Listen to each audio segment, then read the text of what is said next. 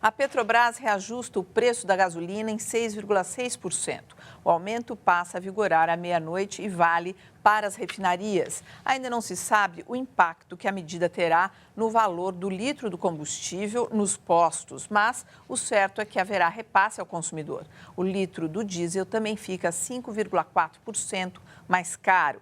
O governo vinha assegurando o reajuste da gasolina para não pressionar a inflação, prática que vem dando prejuízo à Petrobras. Bom, ainda só sobre Santa Maria, um comentário aqui no Twitter do Campos que a gente achou interessante, que ele diz o seguinte: o cinema e teatro só tem porta antipânico, porque você paga na entrada. Se pagasse na saída, haveriam grades no lugar, quer dizer, dificuldade para sair. Governo do estado sanciona a lei mais dura do país no combate ao trabalho escravo. Elas estão na construção civil, nas lavouras, nas carvoarias. São submetidas a longas jornadas de trabalho, dormem em alojamentos precários e têm os direitos trabalhistas desrespeitados. Essas pessoas estão na chamada situação análoga à de trabalho escravo, e isto é crime. Um trabalhador nessa situação custa, em média, para a empresa R$ 3.000 a menos por mês do que o empregado regularizado. Muitos são imigrantes que vêm ao Brasil em busca de oportunidades. Bolivianos e paraguaios estão entre as principais vítimas. A advogada Ruth Camacho presta orientação jurídica a essas pessoas e conhece muitas histórias assim. Não existem condições de trabalho porque vivem e trabalham no mesmo local. Muitas horas de trabalho, ambientes fechados, instalações elétricas inadequadas. De acordo com a pesquisa Lista Suja do Trabalho Escravo, o Brasil tem mais de 9.000 pessoas nessa situação. 409 empregadores estão na lista. Pertencem principalmente ao setor agropecuário, mas também há casos na extração mineral, no comércio e na construção civil.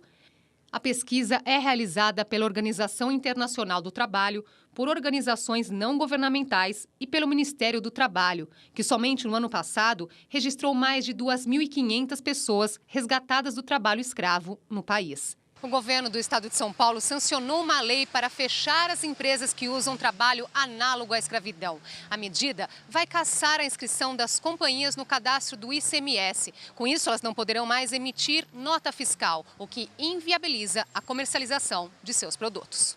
A Lei 1.034 impede ainda que o empresário exerça o mesmo ramo de atividade por 10 anos. Para a coordenadora do Programa de Combate ao Trabalho Escravo de São Paulo, um dos grandes méritos da nova lei é que ela prevê punição para todos os envolvidos na cadeia produtiva, o que obriga os empresários a conhecerem bem cada um dos fornecedores. Havendo uma ligação, construída através da fiscalização, através da identificação de quem é aquele fornecedor na ponta e quem é o seu vendedor aqui mais na outra ponta, digamos assim, de fato, haverá uma responsabilização conjunta. É incrível como essas notícias todas, elas têm estão relacionadas. É a botiquis do trabalho. Quer dizer, você sabe que está errado, instalações elétricas inadequadas, condições de saúde subhumanas, condições de trabalho subhumanas. E aí, de fato, ou seja, mas o fato ainda, no caso das instalações, digamos, de logradouros públicos, já havia uma legislação. Então, a lei em si, ela vai pegar se você for atrás, e faltou só uma coisinha ali, a prisão do... Quer dizer, está se falando que a empresa não pode mais vender produto, mas uma prisão das pessoas, do proprietário, de quem participa disso com consciência, eu acho que seria o caso. Está envolvido no trabalho escravo. Está envolvido em trabalho escravo. E pelo que eu entendi, a escravidão foi abolida pela princesa Isabel faz algum tempo. Mas o Brasil foi o último país do Ocidente a abolir. Mas mesmo assim, já foi em 1888, já faz tempo. Eu acho que a Lei Áurea deveria continuar valendo e quem, digamos, quebrasse a Lei Áurea, e veio para a cadeia. 3 pessoas morreram na tarde de ontem na cidade de Campinas, no interior de São Paulo. Elas realizaram exames de ressonância magnética e sofreram parada cardiorrespiratória. A família tenta entender o que aconteceu. Maíra Monteiro, de 25 anos, morreu ontem, horas depois de realizar uma ressonância magnética com contraste no Hospital Particular Vera Cruz, em Campinas. O exame fazia parte de um check-up. Segundo a irmã, Maíra não tinha problemas de saúde. Ela voltava das férias e era a primeira vez que fazia o procedimento. Vai com saúde fazer o exame, acontece isso. Eu estou indignada porque não esperava isso. No mesmo hospital, 2 horas após o exame de Maíra, Manuel Pereira de Souza, de 39 anos, e Pedro Ribeiro Porto Filho, de 36, faleceram depois de realizarem a mesma ressonância. Todos tiveram uma parada cardiorrespiratória. De acordo com o diretor administrativo do hospital, os exames de ressonância são feitos por uma empresa terceirizada. Em que pese ela estar dentro da área física do hospital, todas as atividades dela independem do hospital. Na realidade, a gente não sabe o que aconteceu e não tem sentido nenhum a gente continuar fazendo os exames até que a gente saiba o que é. A Vigilância Sanitária de Campinas interditou o setor no hospital onde o exame é feito. A Prefeitura também recomendou a suspensão na cidade de todos os exames de ressonância magnética que usam contraste até que as mortes sejam esclarecidas. Os produtos usados nos procedimentos e os lotes fechados foram encaminhados para análise no Instituto Adolfo Lutz, em São Paulo. O secretário de Saúde do município aguarda as investigações para tomar as medidas necessárias. Outras 83 pessoas passaram pelo mesmo procedimento ontem sem nenhuma reação. Existem muitos pontos intrigantes nessa história. O que nós temos em comum, na verdade, é a veia que foi pega para injetar o contraste, não é? E a ressonância de cérebro. É muito improvável que isso tenha sido por acaso ou por fatalidade. Agora, um detalhe que é importante chamar a atenção é assim, impressionante como todo mundo quer jogar para a empresa terceirizada. Lembra a Zara de roupas? O problema era a empresa terceirizada. Eu não entendi nessa notícia algumas coisas. Primeiro, a ideia de que você terceiriza, está dentro do seu hospital, você não tem nada a ver, isso é uma tentativa de tirar uma responsabilidade que não vai ter jeito. A segunda coisa é como que depois de morrer um com contraste, se fez mais 2. Quer dizer, porque isso tem cara de um lote contaminado, né, que é o mais provável do produto e que precisa ser parado. Morreu um, porque é tão improvável que você tem que parar para ver.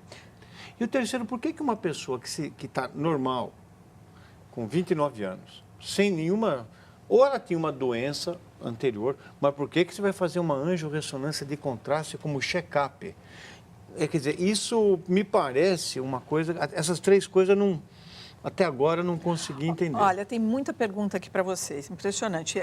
A primeira é o seguinte, então continuaremos pagando com a vida para aprender a viver civilizadamente? Que Brasil a gente quer? A outra é uma pergunta que vem aqui, cadê? Perdi. Já eu acho. Pondé, o ser humano... Não. Perdi, gente. Já eu recupero aqui, que vai correndo. Quer comentar essa primeira?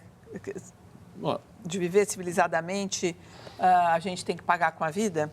Não, eu acho assim, essa coisa de que a gente aprende com a tragédia não significa que a gente tem que pagar com a vida para poder ser civilizado. Significa que, de fato, se aprende com a tragédia. Agora, não resta dúvida que no Brasil, com essa preguiça e essa tendência a não se levar em conta, e eu repito, o problema não é só aqui embaixo, o problema começa lá em cima. Né?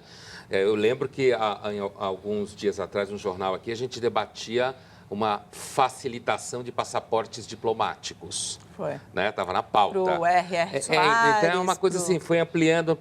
É um exemplo disso. Quer dizer, é claro que é um exemplo menor, mas mostra essa coisa de você vai mexendo com a lei, jogando para cá, fazendo o que quer. Isso não significa que a gente vai ter que esperar muita gente morrer, mas que a gente aprende com a tragédia. E outra pergunta... uma frase só, essa frase. É um país que não precisa morrer gente, precisa fazer o certo. Esse é o país que é o país civilizado. Que você não precisa dar errado para você tomar uma atitude que você devia ter tomado há muito tempo atrás. E para você, Pondé, uma pergunta aqui do professor Luiz. Falta de instrução pode ser desculpa para o descaso com a vida? Olha, falta de instrução no sentido de educação, em alguma medida acho que sim, porque, veja, olha o que se falava aqui há pouco, inclusive um comentário de um telespectador, que no teatro, se você pagasse na saída, acontecia a mesma coisa, que é um comentário muito pontualmente feliz, porque aponta justamente para uma característica da natureza humana. Se você puder não pagar, muita gente não vai pagar. Então, você tem que ter um mecanismo de coação e constrangimento para garantir que a pessoa vai pagar. E isso acaba virando contra ela. Então, assim, existe uma dimensão na natureza humana que você só melhora um pouco com a educação. Então, eu acho que com instrução e educação, você melhora um pouco o ser humano. Senão, não tem o que fazer, né? Mesmo com os impostos e dólar em alta, a diferença de preço faz viagem de compra aos Estados Unidos valer a pena. iPad, iPhone, maquiagens e roupas. Essas foram as compras de Lara na última viagem a Miami. Eu acho que eu gastaria 3 vezes mais aqui no Brasil do que comprando nos Estados Unidos. Tem várias lojas que já têm atendentes brasileiros e tem muitas lojas colocando já em real, já é possível comprar em real. Cerca de 1,5 milhão de brasileiros visitaram os Estados Unidos no ano passado. E os principais motivos dessas viagens foram o turismo e as compras. E quem vai às compras percebe a diferença, como, por exemplo, na compra do último modelo do iPhone.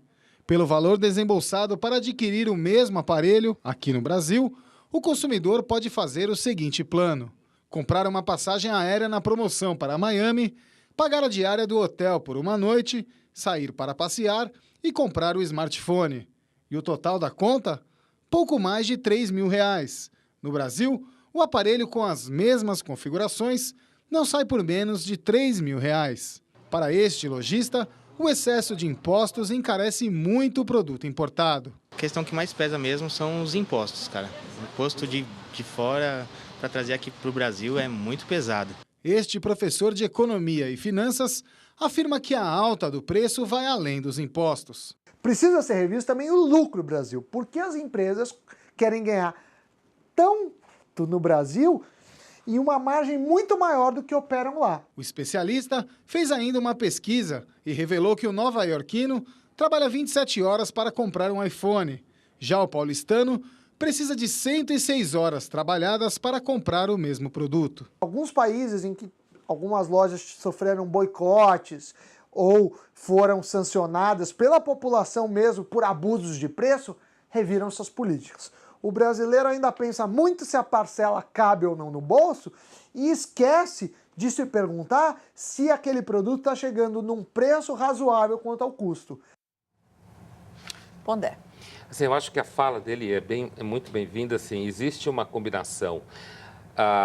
É sabido que grandes marcas, por exemplo, no Brasil, praticam preços mais altos porque sabe que brasileiro paga.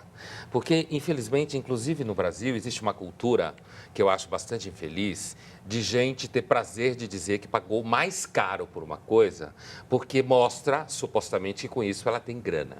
Eu acho isso brega e mal educado. Mas é uma cultura infeliz que a gente tem. Então, é verdade o que ele fala, que tem muito lucro, mas, independente disso, não há dúvida que a carga tributária que se pratica no país é gigantesca.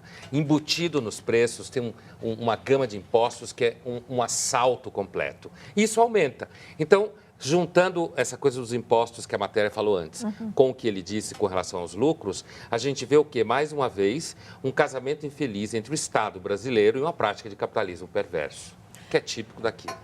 Veja a seguir, começa julgamento de policiais acusados de matar a juíza Patrícia Ascioli em Niterói. E mais, nova regra da Lei Seca impõe tolerância zero ao consumo de álcool.